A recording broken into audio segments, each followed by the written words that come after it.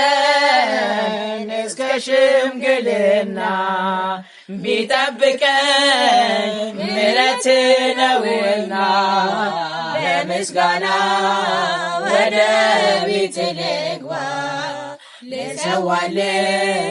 የከንፈሬ መባ የሁሉ ክብር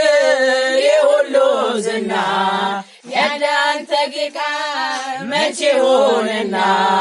ይሁን ይደረግ ጌታ